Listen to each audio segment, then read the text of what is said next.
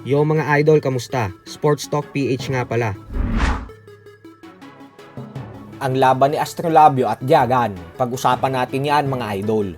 Ngunit bago ang lahat ay huwag kakalimutang mag-subscribe at i-click ang notification bell button for more sports talk.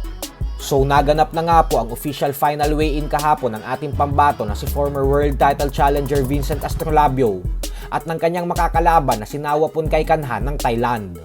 Tumimbang ng 117.2 pounds si Astrolabio, habang si Kaikanha naman ay 117.4 pounds. At dahil parehong pasok ang mga timbang nila sa 118 pound limit ng bantamweight division, kaya naman tuloy na ang kanilang bigating laban mamaya.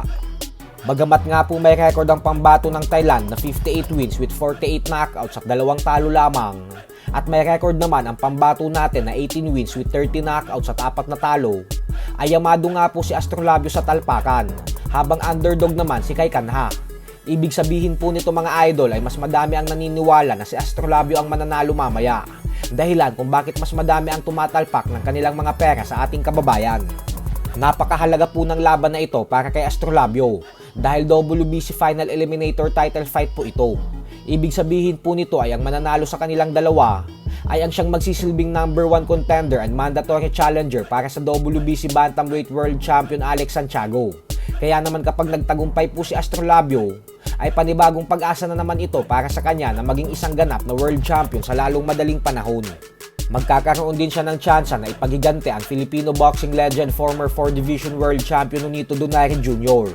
Dahil alam naman nating lahat na tinalo ito ni Santiago sa kanilang world title fight sa undercard ng Spence vs Crawford nitong nakalipas na buwan lamang. Pero syempre, bago ang lahat ng yan, ay kailangan munang lagpasan ni Astrolabio ang matibay na si Kaikanha mamaya. Kaya suportahan po natin ang ating pambato mamaya. Sa kabilang banda naman mga idol ay isang pambato pa nga po natin ang may pag-asang mag-world champion ngayon. Ito po ay dahil ang ating pambato na si Garin Diagan ay makakalaban din ang WBO Junior Flyweight World Champion Oscar Collazo bukas sa mismong baluarte ng kampyon sa bansang Puerto Rico. Kasalukuyang undefeated ang kampyon sa record na 7 wins with 5 knockouts at walang talo. Habang ang ating pambato naman na si Diagan ay may record na 10 wins with 5 knockouts at 3 talo. Kaya naman heavy underdog talaga ang ating kababayan sa sabak sa laban bukas. Parehong naging matagumpay ang dalawa sa official weigh-in kanina, kaya wala nang sabit ang kanilang world title fight bukas. Panigurado din na gagawin ni Diagan ang lahat ng kanyang makakaya upang makascore ng isang upset win sa hometown ng kampyon. Samantala, naganap na din ang weigh-in kanina ng isa pang bigating laban na gaganapin bukas sa pagitan ng current undefeated Unified Heavyweight World Champion Alexander Usyk at ng challenger na si Daniel Duboy. Isusugal din ni Usyk ang kanyang mga titulo at magiging undefeated record kay Duboy. Hindi po ito magiging madaling laban kay Usyk, lalo pat may record si Duboy na 19 wins with 18 knockouts at 1 talo lamang.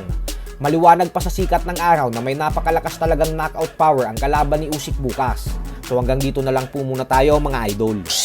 Sports Talk PH, kakaibang